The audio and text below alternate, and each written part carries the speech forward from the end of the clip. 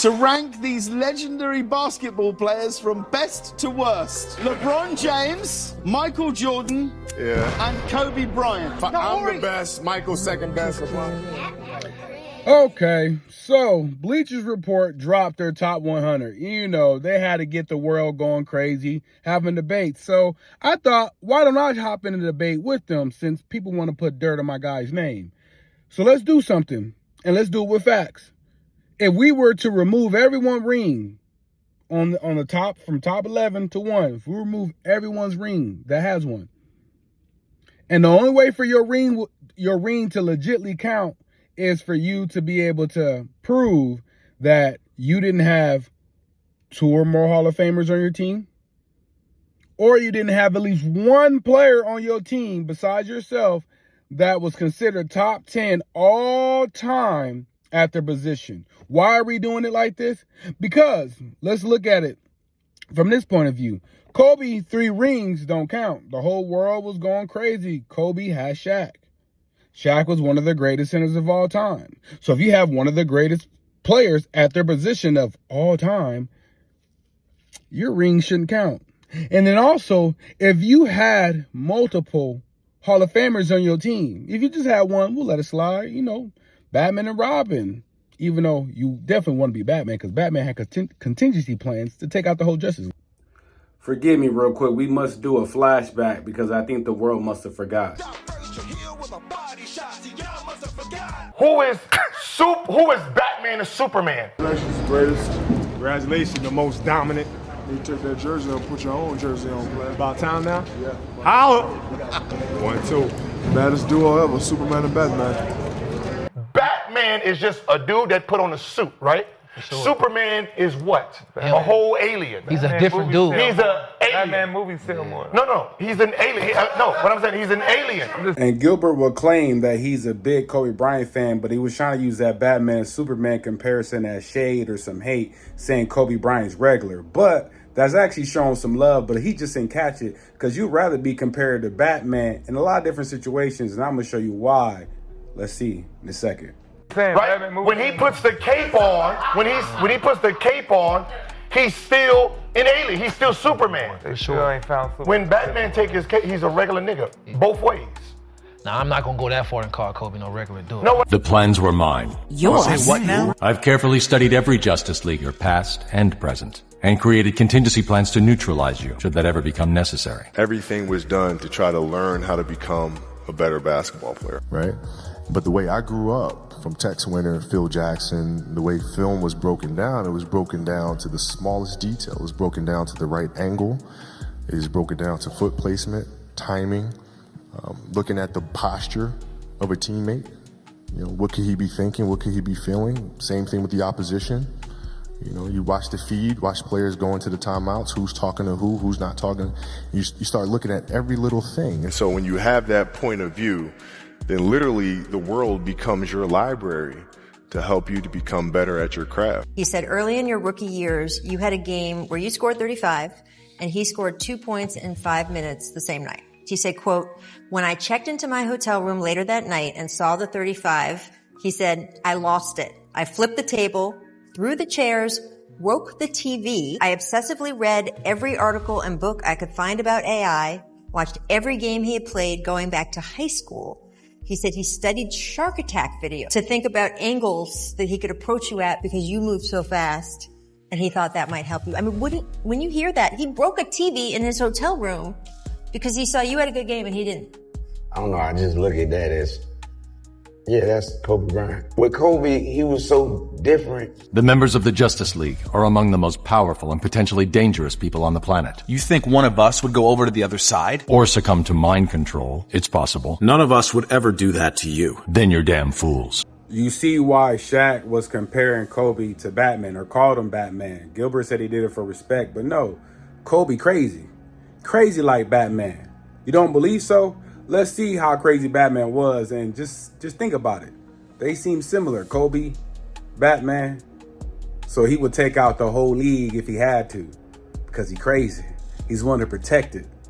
The world, the league. Agamemno contingency, file codename Last Son. If Superman ever becomes a threat to the planet, The following protocols will need to be enacted to ensure our survival.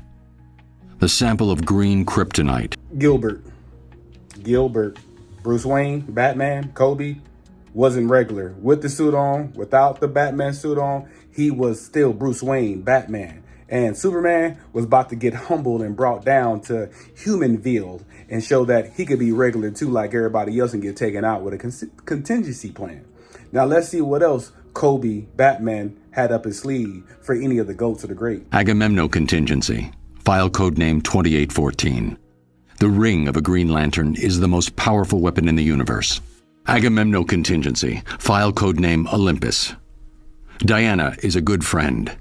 Gilbert, you see that look that Batman's giving Diana, Wonder Woman? That's the same look Kobe gave Shaq. Or Jordan, anybody. You a good friend. Iverson, but I got to take you out. If you hurt in the league, you being lazy. You ain't getting in shape. That's what GOATs do. That's what the greats do. Not whine, crying, complain, try to team up with everybody. I'm coming at your head. Yes, Kobe is Batman, and Batman ain't regular. Which is just one reason it would be difficult to face her in combat, should she turn against the League. It's not a thought I relish. But if it must be done, the following strategy could be useful. Gilbert, Mamba mentality. You see that? Batman has Mamba mentality. He's culture. He's everywhere. Everyone talks about Mamba mentality. You see how Batman, like in the inside in his soul, he was shedding a tear. Because y'all know about him and Wonder Woman. He was shedding a tear like, oh, Wonder Woman. But anyway, get back to the plan. I'll take her out. This is how you do it. This is how you follow through. That's Kobe. Cold-blooded. Killer mentality. That boy is savage, boy. Ooh, what do you want? Let's keep going on. You made contingency plans to stop everybody in the league just in case any one of us ever went bad. My contingencies were intended to immobilize, not kill. Just a little extra information. Batman did get kicked out of Justice League. He eventually ended up leaving. But yeah, he got kicked out because he came up with this savage plan to take everybody out if they went left. And so a bunch of stuff happened. They got mad at him for coming up with this plan. He got kicked out, but they wanted him back in when he came to save the day at the end of the day. So Batman is a cold-blooded killer. And you see how he talked to Superman? That's just like how Kobe did in real life. Like, you out of shape, you fat, you ain't getting the ball. Get on the block, run. Stop eating cheeseburgers. And Shaq, I still love you. You a Laker. I love you, bro.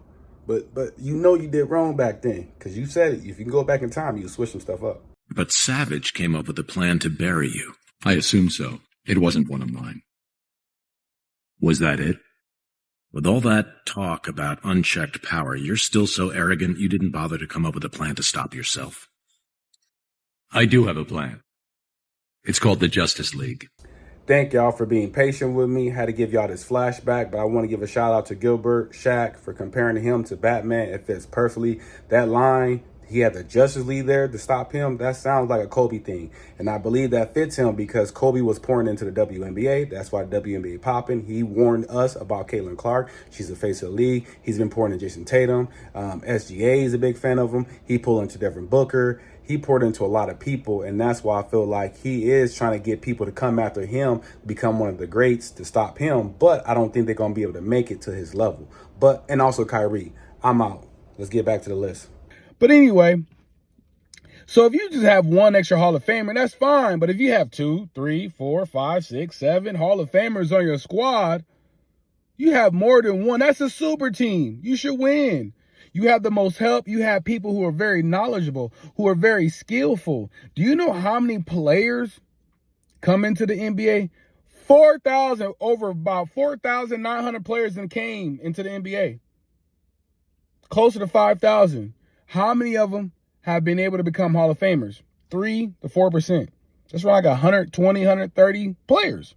So if you were able to have 2 or more on your squad to win a championships that were Hall of Famers, you are DQ. Your ring don't count. There's only 3 to 4% ever in the NBA. Players that have come to the NBA, been able to make it to Hall of Fame. And you're telling me if you had 2 on your squad that shouldn't be considered as a super team, your ring should be judged a little differently from people who did it on their own, thugged it out by themselves. But also, who went against tough competitions with teams who pretty much had winning records, 55 and plus and up, and good defensive ratings. Who will be at that list by themselves? Who would have one ring that count, two rings that count? Who would have back-to-backs? Kobe Bryant.